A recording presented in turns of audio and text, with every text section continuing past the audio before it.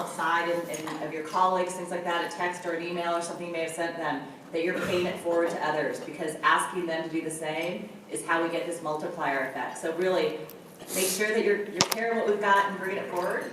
I just wanted to also just make one small announcement, just so you're aware. We've had like, probably 50 or so faculty has been involved with this. And I want to say thank you for all the faculty that have been here. But also, many people want to say, well, where's bios? You're not spending, 10, 15 minutes on the part giving people's bios, so how do we know who they are? These are all online. So if you go to the website, it will all give everybody's bio that's faculty with great connections too. So make sure that, you find out who people are that have really inspired you and make those connections even after the conference.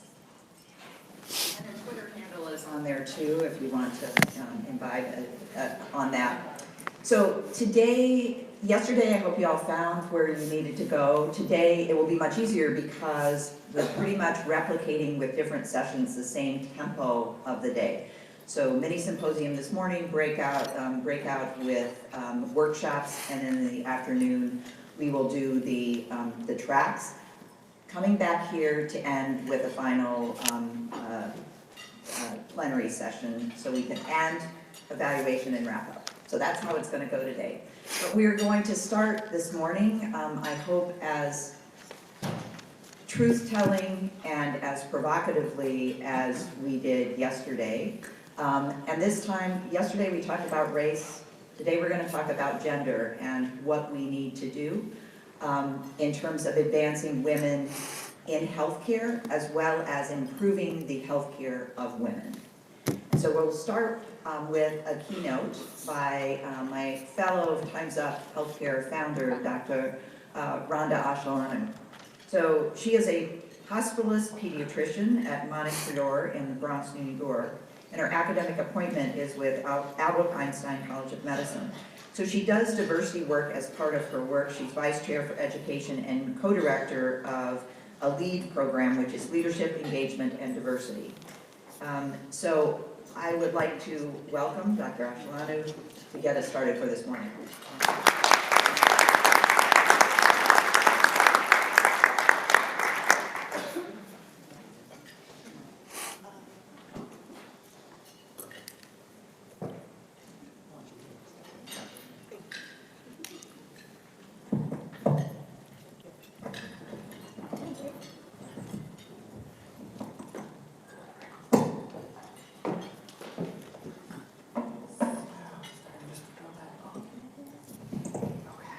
Good morning, everyone. Can you all hear me?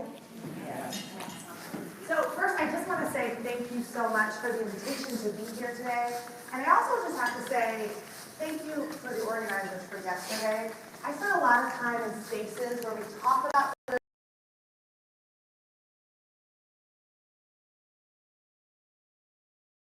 after those conversations, because it just feels like I'm talking to people who either are preaching to the choir or I feel like I'm preaching to a wall.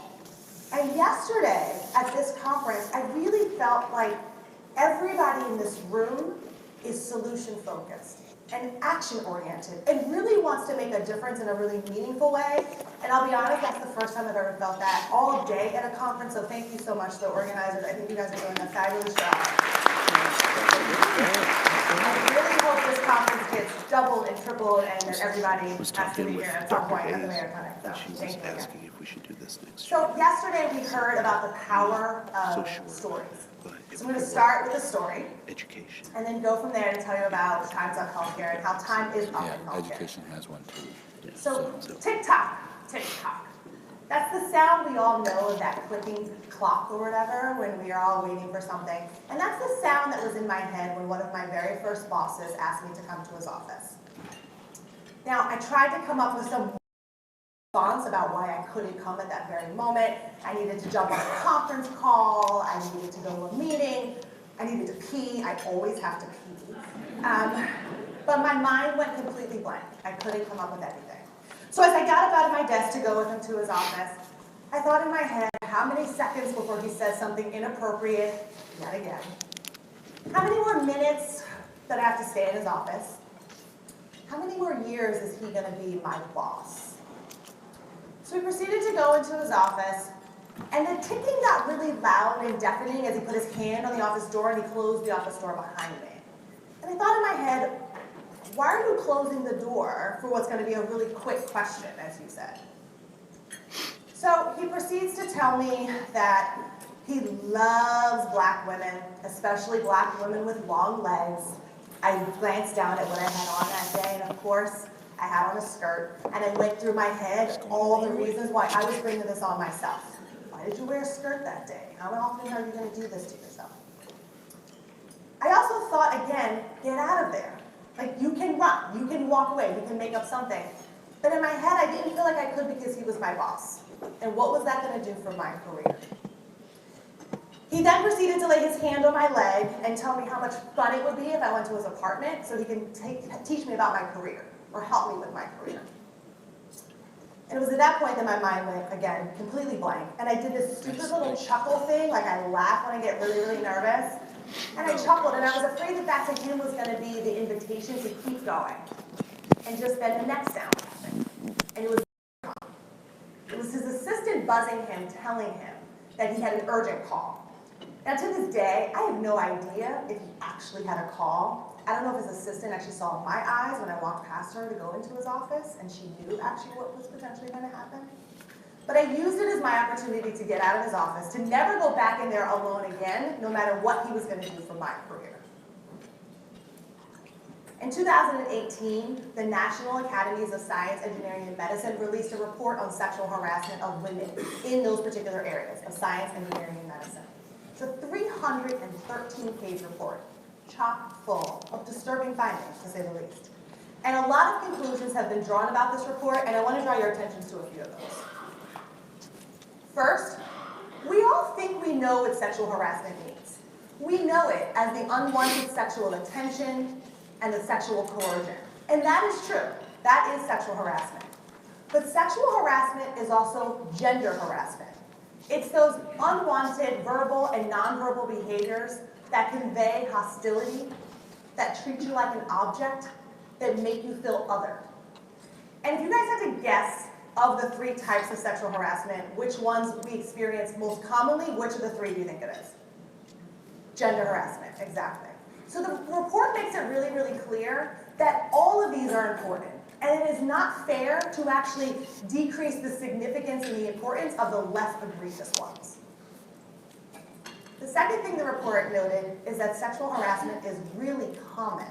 Greater than 50% of women faculty and staff have reported being sexually harassed at work.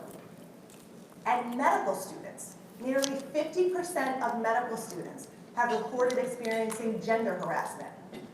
Now, we all can imagine that at the white coat ceremony, that wonderful ceremony where the new medical students go and they don their new minted white coats, can you imagine if the dean got up to the podium and actually said, look to the woman to the left of you, and look to the woman to the right of you. Now here's where you think the dean might make some amazing proclamation about who's going to cure cancer in their career, or who's going to make some revolutionary accomplishment. And imagine if the dean actually said one of them will be sexually harassed before they graduate from medical school. That's not the level of honesty that we provide right now. The third finding is that sexual harassment is particularly a problem in medicine. And the 2 characteristics that are most commonly associated with sexual harassment are male-dominated gender ratios and stereotypes, and an organizational climate that actually communicates tolerance of sexual harassment. And the number 1 predictor of sexual harassment happening is that organizational climate. Now, I think we can all also, that kind of makes sense, right? We all know those environments in which you can do something and you can get away with it. And so that is the climate in which sexual harassment is most likely to occur. So if the Nason report was a wake-up call for many organizations, Times Up Healthcare is the organization that's like the blaring alarm clock with no snooze button that says time is up. I'm incredibly proud, along with Dr. Sharon Hayes, to be a founding member of Times Up Healthcare. We were founded by 50 women and over a dozen advisors. We're a very, very diverse group of women who really are here to try to say and to really help to make sure that our workplaces are safe, equitable, and dignified. I'm going to say those 3 words a lot this morning because those are the 3 principles that we really stand on for times of healthcare: safe, equitable, and dignified. So let's think about all three of those in a little bit more detail. Safety. New York Times recently had an article called "The Magic of Feeling Safe at Work," and they highlighted that any energy that we feel, that we spend not feeling safe, is energy that we don't have to create value. So Catherine Clancy and her colleagues looked at safety in the workplaces. And Times of Healthcare is trying to address this as well. Times of Healthcare is really trying to address the discriminatory and the abusive behavior that happens in our workplaces. So what Catherine Clancy did is she looked at academic field workers in their environments. And she did an online survey of workers, and you can see the blue dots are the men and the red dots are the women. And as you can see, more women than men were reporting comments and physical contact. But I think what's even more striking are the number of people that knew what to do when